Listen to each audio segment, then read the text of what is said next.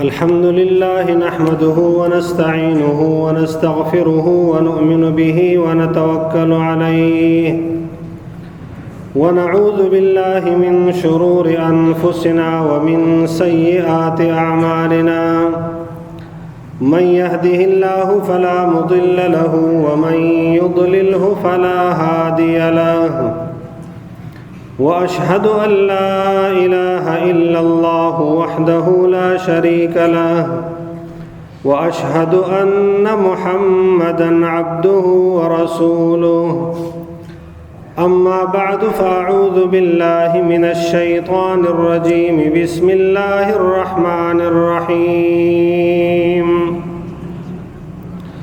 وإلى ثمود أخاهم صالحًا قال يا قوم اعبدوا الله ما لكم من إله غيره هو أنشأكم من الأرض واستعمركم فيها فاستغفروه ثم توبوا إليه إن ربي قريب مجيب إن الله وملائكته يصلون على النبي يا أيها الذين آمنوا صلوا عليه وسلموا تسليما اللهم صل وسلم وبارك على محمد وعلى آل محمد كما تحب وترضى وكما يحب ويرضى تاسو خدای وبخښه د سوره هود یو باندې شپږم آیات ما تاسو مخکې تلاوت ک الله جل شانه فرمایي و الى ثمود اخاهم صالحا موږ قوم ثمود ته دو ورور صالح علیه السلام پیغمبر ورولازه قال يا قوم صالح علیہ السلام خپل قوم ته ویل چې اې د ما قومه اعبدوا الله ما لكم من اله غیره تاسو د یو الله عبادت کوو چې دغه بغیر د عبادت لایق بل هیڅوک نشته د یو الله عبادت ولې کوو ځکه هو انشأکم من الارض یو الله تاسو لمزکه نه پیدا کړو واستعمرکم فیها بیا تاسو نه استعمار فی الارض مطالبه کړی دا اما د نن تقریر موضوع هغه دا چې ودان ولدا غریب ولدا غریب ولې بخپل غربت نه د خوشحال او ودان ولې فخر او تکبر او غرور کوي چې هغه سره دولت ده دې شی حقیقت بیانولو به زه کوشش کوم ان شاء الله تاسو ته دا پته ای چې د انسان د تخلیق مقصد اچ شاید الله جل شانه چې انسان پیدا کاوه دغه د پیدا کولو مقصد اچ شاید عام طور سره موږ خالی یو د قران پاک آیات هغه تلاوت کوو وما خلقت الجن والانس الا ليعبدون چې الله پاک انسانان او جنات دا صرف او صرف د خپل عبادت لپاره پیدا کړی دي خود انسان د تخلیق یا د انسان د پیدا کولو مقصد صرف دا یو نه ده بلکې د انسان د تخلیق مقصدونه دوه دي یو دا چې الله فرمایي چې دغه مزکه نه ما پیدا کړی اوس د ما د مزکه ته آباد کا یو مقصد څه شاید د ما د مزکه آباد کا پدې چې کښلي بلډینګان جوړ کا، پدې چې کښلي کورونه جوړ کا، پدې چې کښلي بازارونه جوړ کا، پدې چې کښلي جماعتونه جوړ کا، مدرسې جوړ کا، محلات جوړ کا، باغونه جوړ کا، ونه ولګوا، نهرونه جوړ کا، دا کارونه وکا. استعمار فی الارض. دوم مقصد د انسان د تخلیق داو چې د ما عبادت آپ مزکه چې وسی او د ما حکم دا په مزکه چې نافذ سي. ولې چې انسان د الله خلیفہ ده، انسان د الله خلیفہ ده. اوس عبادت دا خو د هر چا خپل ذاتی عمل ده، دا خو د هر چا خپل کار ده. که یو سړی لمونځ کوي، یو سړی نه کوي، روزه نیسي نه نیسي، کافر هم په دنیا هستا، مسلمان هستا، مردان هستا، پلیت هستا، متقی پرهیزګار هستا ده. خو استعمار فی الارض دا صرف د مسلمان د مؤمن کار نه ده، بلکې دا من حیث القوم د انسان کار ده. استعمار فی الارض پارا الله جل شانه چوکړه چې انسان په دوه طبقو چې تقسیم کړ. انسان په دوه طبقو چې تقسیم کړ، یو ته دولت ورک، ابل ته هنر ورک. ولې چې د الله نام څه شاید المقسط. الله نه انصافي نه کوي، الله ظلم نه کوي، الله له چا سره زیاتی نه کوي، بلکې د الله قانون د انصاف قانون ده. الله انسان په دوه طبقو چې تقسیم کړ. د انسان کلاسیفیکیشن هغه دوه کیټګریز ته اوسه چې یو امیر ده، دولتمند ده، او بل غریب ده. خو امیر ته خدای پاک صرف دولت ورکړه، صرف پیسې ورکړه. امیر ته خدای پاک صرف پیسې ورکړه، صرف دولت ورکړه. او غریب ته الله پاک هنر او کمال ورکړه. بیا خدای پاک نظام داسې جوړ کړ چې غریب هغه د امیر بغیر گزاره نه کیږي، او امیر د غریب بغیر وخت نه تیریږي. یعنی انګریزي چې موږ ورته وایو چې امیر ډیپندنٹ آن پور، په غریب باندې د دارومدار ټول دا په غریب پورې تړلی ده. د غریب بغیر دا هیڅ شی نشي کولای، او غریب دا په امیر پورې تړلی ده، د امیر نه بغیر دا هیڅ شی نشي کولای.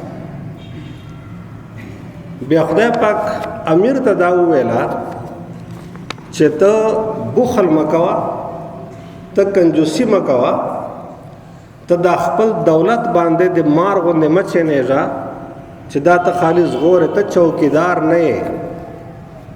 ته څه شی نه یې؟ چوکیدار نه یې، بلکې دا دولت ته په دا غریب باندې تقسیم کا. تقسیم به څرنګه کوې چې فرض که یو مسلمان دا نو هغه صدقه فطر سرسایه ورکوي، قرباني ورکوي، نظر ورکوي، زکات ورکوي، خیرات ورکوي، ډیر شیان دي، کفارات دي، نذور دي، د قسم کفاره، زهار کفاره، د روزه کفاره، ډیر شیان دي. دا ټول خدای پاک مختلف شیان جوړ کړه چې دغه په ذریعه سره د خپل دولت دا ته غریب ته ورکا. وجب دای چې ته کله غریب ته د خپل پیسې ورکې نو غریب بتا سره دشمنی نه کوي، هغه بتا سره حسد نه کوي، هغه لتا سوجي نه، هغه بتا سره بدنیتی او کمنیتی نه کوي، بلکې هغه تا تابعداري. بیا خدای په غریب ته دا ویل چې آی غریبا تا ته ما کمال درکړای دا، تا ته ما هنر درکړای دا، تا ته ما کسب درکړای دا، نو ته داسې وکړه چې د ودان سره بدنیتی مه کوه، ته د هغه نه غلا مه کوه، ته په هغه ډاکه مه اچوه، بلکې ولا تأکلوا اموالکم بینکم بالباطل الا ان تکون تجارة عن تراض منکم. خدای په غریب ته وایي چې لاړ سا د ودان سړي سره کاروبار وکړه، تجارت وکړه. څرنګه تجارت وکړه؟ غریب سړی محنتي ورسه ورته وایي چې دا ډګر د پروت ته خو کته اجازت کوي دلته وزه تا ته باغ ولګو، تا ته بخښلي بوټي ولګو، نو دلته به خوش بوی درځي، ګلان به وي، واښه به وي، چمن به وي، دا به وي، دا به وي، دا به وي. دا خو ډېره ښه خبره ده، سړی به خوشحال سي. نو د هغې ته خپل اجرت واخله چې کله د خپل اجرت واخلې نو دا اجرت تا د پر حلال ده او په دې چې برکت ده. نبی کریم صلی الله علیه وسلم فرمایي چې تر ټولو نه شب پیسہ، تر ټولو نه شد دولت هغه ده چې ته په خپل لاس باندې وګټې او په خپل وخوره، په خپل اولاد وخوره، د لاس مهنت، د لاس مزدوري. بیا نبی کریم صلی الله علیه وسلم د انبیاء مثال ورکړي چې ادریس علیه السلام د بده اوس په کار کاوه، نوح علیه السلام دغه ترکان کار کاوه، ډیر پیغمبران داسې و چې هغه به رمې پولې. بیا صحابه کرام ورته وایي چې یا رسول الله تا رمه پولې ده؟ رسول الله صلی الله علیه وسلم فرمایي چې هاو ما به د مکې خلکو رمې پولې او ډیر لږ پیسې به مې دونه اخستې. بیا چې کله رسول الله صلی الله علیه وسلم جوان سنو الله ورته فرمایي ووجدک عائلا فاغنا، اے پیغمبر ته ډیر غریب وې، ته ډیر یتیم وې، تا پلار بچپن چې تا تر پیدایش نه مخته مړ و، تا مور تا په بچپن چې مړه سلا، تا هیڅوک نو، بیا پتا باندې ما دوره مهرباني وکړل، ته بیا ما غنی جوړ کړ، تا ما دولت درک. آ دولت رسول الله صلی الله علیه وسلم مندک تجارت شریک د حضرت خدیجه رضی الله تعالی عنها په مال به تجارت کاوه، ګټه به سره نیموله. نو الله پاک سوره دوحا چې باقاعده خپل نعمت پر رسول الله صلی الله علیه وسلم ظاهر کړی دا ووجدک عائلا فاغنا، ته ډیر غریب وې، ډیر ناچاره وې، ډیر ناداره وې، به ته ما غنی کړې، ته ما دولتمن کړې. دوستانو دولت موږ لکه دولت دنیا دا ډیره بده ګڼو، خو چې له قرآن نه موږ پوښتنه وکړو چې دولت څه شی ده، نو قرآن پاک فرمایي وانه لحب الخیر لشدید. انسان چې د خیر محبت هغه ډیر زیات ده، نو دولت ته الله پاک خیر ویلی ده. چې ورته ویلی دي خیر، خیر څه ته وایي؟ ششای. خدای دولت ته څه ویلی دي؟ ششای. وانه لحب الخیر لشدید. بیا بل آیات چې الله پاک فرمایي ذالک فضل الله یؤتیه من یشاء. دولت دا د الله فضل ده، دا د الله مهرباني ده چې خدای پاک چاته ورکړي. بیا خدای پاک دا وایي چې نحنو قسمنا بینهم معیشتهم، تاسو په من چې معیشت دا دولت دا مش تقسیم کړی، دا تاسو کار نه ده. او هم یقسمون رحمت ربک، اے پیغمبر د خلکو ته وایي چې ډیر چک چک مکیږه، دا دولت دا تا خپل نه ده، دا دولت دا تا خپل کسب نه ده، تا داسې نه دی کړی چې تا یو سړی غریب جوړ کړی دا بل د دولتمن جوړ ده، بلکې الله فرمایي چې دا د ما کار ده. نحن قسمنا بینهم معیشتهم، موږ تاسو په من چې معیشت دولت دا موږ تقسیمو. بیا خدای پاک غریب او فقیر ته چې کوم او امیر ته چې کوم ارشادات ورکړي دي، نو امیر ته دا وایي چې کله مزدور تا سره مزدوری وکي، نو بیا چې حکم دا اعطوا الاجیر اجره قبل ان یجف عرقه، چې اس کا پسینہ خشک ہونے سے پہلے د مزدور اجرت ادا کا. او غریب ته دا وایي چې غلا مکوا، ناجایز مکوا، ډاکه ماچوا، په پټه باندې شای موړه، لاړ سه مزدوری وکا، ولې چې الکاسب حبیب الله، کسب کوونکی کار کوونکی دا د الله دوست ده. نو خدای په غریب ته خپل مقام ورده او امیر ته خدای خپل مقام ورده. دولت بد شان ده. رحمان بابا څنګه وایي وای شد شد دا دنیا چې تو شد د عقبا، او چې غریب لره ورکه غریب درومي په خندا. په دنیا چې بدی نستا، چې بدی نه ویلتا، په دنیا چې بدی نستا، چې بدی نه ویلتا. د تاجر سړي په باره چې نبی کریم صلی الله علیه وسلم فرمایي چې یو تاجر التاجر الصدوق مع النبیین والصدیقین والشهداء والصالحین، یغه ته الله څوره مقام ورده تاجر ته.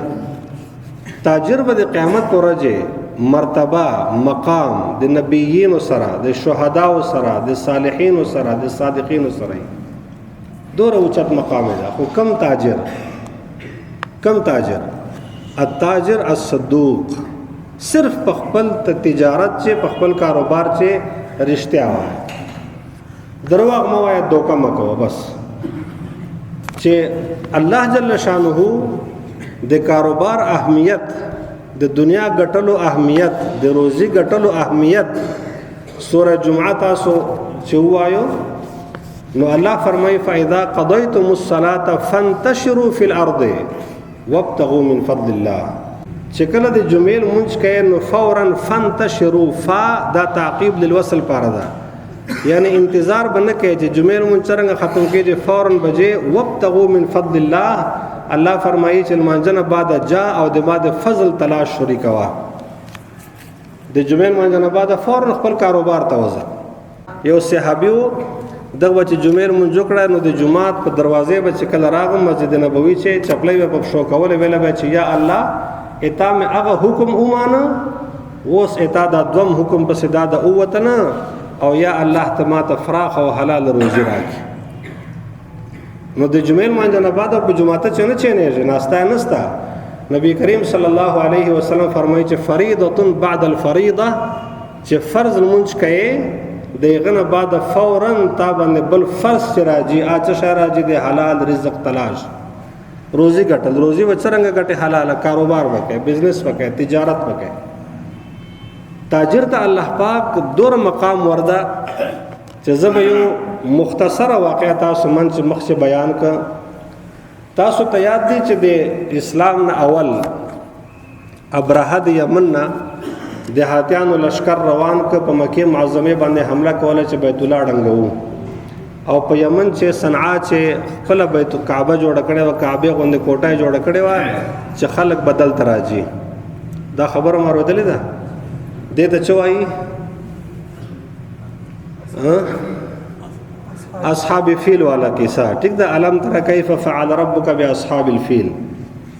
د ابرهه مقصد چو ابرهه دا ویلا چې بای ما دور له مارکیټونه جوړ کړي دي، دامه کړي دي، عامه کړي دي، خلک بزنس ته ول ناراضي، کاروبار ته ول ناراضي. نو چا ورته ویلا چې بای خلک په دغه سيزن چې ټول جی مکه ته او مکه چې حج کوي الته دغه سي بیت الله دا د الله کوټه ده، اغه نه طواف کوي، حج کوي، او دا ټول کاروبار خو الته کیږي. هغه لکه ټریډ سنټر ده، هغه بزنس هب ده، دا ټول عرب خو الته جي. ابرهه ویل چې اچھا دا څه خبره ده. نو یو ویل چې دا شابه زه ختم کوم چې دلته بزنس هب دلته په صنعا چې زه جوړ کړم او ټریډ سنټر دلته جوړ شي نو خلک بدل تراځي. چې کله ابرهه لاړل خدای پاک وایي چې ما ابابیل مرغۍ پراوستلې او دوی بالکل کعصف معقول دا سکړل لکه چې او جناور خوند وای او واشه اخري او بیا واچي چې دا پته نه لګیدا چې دا چوک دغه باډي شناخت هغه ډي ان اے پته نه لګیدا چې په ډي ان اے باندې وپېژني. دا یو واقعا واچ وسله. بیا د نبی کریم صلی الله علیه وسلم د خلفای راشدین نه بعد د حجاج ابن یوسف په دور چې دا خپل مسلمان داراله او په مکه چې توپخانه ولګولا او په بیت الله شریف بمباری وکړه او د بیت الله شریف دیوالونه ډنګسله او مسجد حرم چې مانځه کول ممنوع. دا قتال او دا مړ ګډو دا جګړه سره شوري سره. سوال دا ده چې په هغه ابرهه چې کافرو په یک باندې خدای پاک بابل راوستل سټه کلاتیانو سره، دلته چې خپل مسلمان او د کعبه دیوالونه ډنګ کړه په کعبه بمباری وکړه دوت الله هیڅ نه ویلا. حالانکه جرم خو دغه زیات ده، دوت الله هیڅ نه ویلا. دغه جواب مشت قرآن چې الله پاک په خپل را کړی ده. سوره فیل نه بعد کم سورت ته لإلاف قریش خدای پاک وایي چې ما اصحاب فیل دا سکړه لکه کایا هو بوسا، لکه وکم ختم کړه ولې مې ختم کړه لإلاف قریش إلافهم رحلة الشتاء والصيف. د حجاج ابن یوسف یا دغه د فوج نیت دا نو چې بزنس لا ټریډ لدوجنه ختم کی، بلکې هغه یو خپل سیاسي جګړه وا د عمراو ترمنځ خپل یو جګړه وا په غیبه الله پاک دور اکشن نه واخسته. خو ابرهه دا ویل چې نه زه د دغه تجارت ختم کوم، الله ته دا خبره منظور نه و.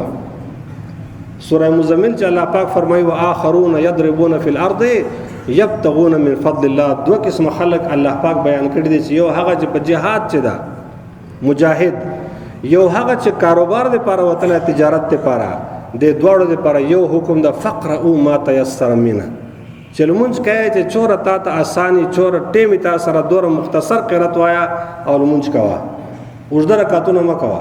نو چې کم فیسیلیټي کم شای یو غازی ته لا یو مجاهد ته په میدان جهاد چې حاصل ده چې هغه به فقصروا من الصلاة دوه رکعته لمونځ به کوي هغه شاید تاجر ته هم حاصل ده چې هغه په تجارت پسې وتلایي.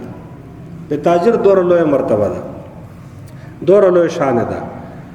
بل طرف ته غریب دوستانو فقیر یا غریب هغه کس ته چې نبی کریم صلی الله علیه وسلم فرمایي چې یا الله زه د غریب پیدا کړم مسکین غریب نه مسکین غریب چا مسکین چې فرق ده.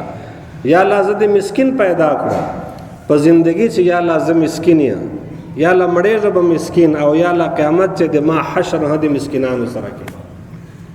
تا ته خو الله پاک هنر درده تا ته خو الله پاک کسب درده تا ته الله پاک د لاس مهنت یو ګټس دردي سکل دردي نو ته په دې خبره باندې ولې خپایې چې ما سره څه شی نشته. او دوستانو د الله یو فرموله ده الله فرمایي لئن شکرتم لازیدنکم څه شی ده لئن شکرتم لازیدنکم که دولتمن سړی په د خپل دولت د الله شکر ادا کی الله به نور ور زیات کی الله به نور ور زیات کی. غریب کچېره په خپل غربت شکر ادا کی او دا وایي چې یا الله ما ته خو تا هغه سعادت راکړی چې د ما پیغمبر هم مسکین و د ما د پیغمبر په کور چې به هم دوه ورځې سالن نه و مړی به نه وه اور به نه بلېده د ما پیغمبر خو هغه کس و چې هغه یوه جوړه کپړې وې یا الله زه خو د هغې پالټۍ والی نو الله پاک به تا حالت بدل کی. اوس دوستانو دا شکر به دا غریب څرنګه ادا کوي او دا ودان به څرنګه ادا کوي. دې پر یو حدیث ته رسول صلی الله علیه وسلم دکې دوه فارمولې دي دا یاد کو دکې دوه فارمولې ان شاء الله چې هیڅ ضرورت نشته دا چې ته فرض کا وای چې یاره دا به زه څرنګه شکر ادا کوم دا به چې کوم دا بس په هغې عمل وکړه شکر د خپل ادا رسول صلی الله علیه وسلم فرمایي چې د قیامت پر ورځ چې یو سړی الله ته ودرېږي به دا پوښتنه ونه کوي سوال چې من اين اکتسبته و اين انفقته دوه سواله دي خالی څرنګه دې ګټلې وه څرنګه دې خرچ کړې وه. الله به څه سوال کوي اول سوال څه ده ګټلې دې څرنګه وه دا حساب راکړه. خور حق د لاندې کړی و د لور حق د لاندې کړی و د ورور حق د لاندې کړی و د ګوان مځکه د هغه حق د نیولی و د مزدور حق د لاندې کړی و وراثت چې د خپلو وارثانو ته برخه نه وه ورکړې رشوت ته اخیستی و ناجایز دې کړي و دوکه دې کړې وه فراډ دې کړی و پیسه تا ته له کومه راغلی وه اول دا جواب راکړه. دا خو یا الله پلار مې مړ څه پلار مې کروڑپتی و ما ته میراث چې پاته زه خو خوا غریب ملنګ و ټیک ته میراث حق حلال دولت ته حق حلال مال ده چې خدا پکې چاته ونصیب کړي هغه چې دومره خبره نشته. اول نمبر حق حلال مال د غنیمت ته دوم د میراث ته دریم نمبر هغه ده چې ته په تجارت وکړې یا الله ما ته میراث ملاو ټیک ته اين اسرفته انفقته دا مال د خرج کړه کم جاو په دې لیکړي چې شاو هغه حساب چې د قیامت پر ورځ صرف ما سره دغه دوه شیانو جوابي بس زبریه ما ته به الله هغه مقام راکړي چې کوم د ما پیغمبر ویلی دي چې یو تاجر دا به د نبیینو سره صدیقینو سره شهداو سره صالحینو سره ما ته به الله مقام د پیغمبر علیه الصلاۃ والسلام سره راکوي ولې چې مسکین و زه مسکین یم. دوستانو دولت صحابه کرامو چې ډیر صحابه کرامو خو تاسو به عشره مبشره نام اورېدلی عشره مبشره څوک و سید مولوي صاحب ته وشو دا نور خلک به وایي مونږ سوالونه کوي پوښتنې کوي وایي چې ته وشو عشره مبشره چې په چا باندې د جنت زیری په دغه دنیا اصلي و چې هغو دپاره جنت یقیني و کنفرم و دا چوره کسانو لس کسان په هغې چې ابوبکر صدیق عمر فاروق حضرت عثمان حضرت زبیر بن العوام عبدالرحمن بن عوف لس کسان دي ټول خو په دې لس کسانو چې شپږ کسان داسې دي چې هغه په یغه زبانې میلیونیر و دو سره د ملیونو په حساب دولت و. مثلا زبیر ابن العوام رضی الله تعالی عنہ دا چې کله وفات سره د کیش پیسہ کیش دولت دا چې نن حساب کې نو دا 11 بلین ډالر دا و 11 بلین ډالر یعنی 11 ارب ډالر دا صرف دیو سړي دولت و. خدا سړي دا دولت ګټلای هو ا خرچ کاوه ها و جواب ہے جانتا تیار ہو چې من آئین اکتسبتا و آئین انفقتا او دته په دغه دنیا باندې جنت زیره ملا. او حضرت عثمان غنی رضی الله تعالی عنہ خلفای راشدین نه دا د رسول الله سلام زوم دا د جنت زیره الله په دغه دنیا ور کړای دا. خدای چور امیرو عبدالرحمن بن عوف چور امیرو د موږ امام اعظم ابو حنیفه رحمت الله علیه دا تاجر و کاروبار کاو د بغداد د کپڑے تھوک کاروبار دا ټول د امام سے پلاس سے ہو چور دولت ہو.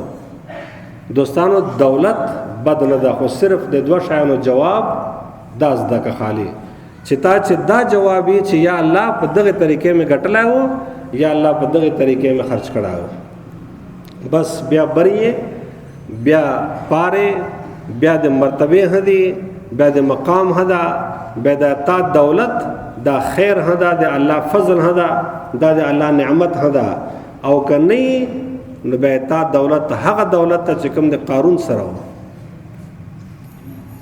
هغه دولت ته چې کوم د قارون سره قارون سره هغه دولت خو قارون کوم انجام او د عبدالرحمن بن عوف کوم انجام د زبیر بن العوام کوم انجام د حضرت عثمان رضی الله تعالی عنہ کوم انجام دا فرق ده. دوستانو الله دې مست توفیق راکړي. دعا وکړه اللهم صل علی سیدنا محمد و علی آل سیدنا محمد و بارک وسلم علیه اللهم اغفر لنا وارحمنا وعافنا واعف عنا. یا الله چې چا خلکو دواګانې غوښتې دي الله دې ټول حاجتونه پوره کړي مشکلات حل کړي د بیمارانو د شفا ورکړي. یا الله دا سټوډنټان کامیاب کړي. یا الله په دنیا په آخرت کې مشته کامیابی راکړي. یا الله ته عزت پرده وساتي په خپل حفاظت کې وساتي. وصلی الله تعالی علی خیر خلقه محمد و آله و اصحابه اجمعین برحمتک یا ارحم الراحمین.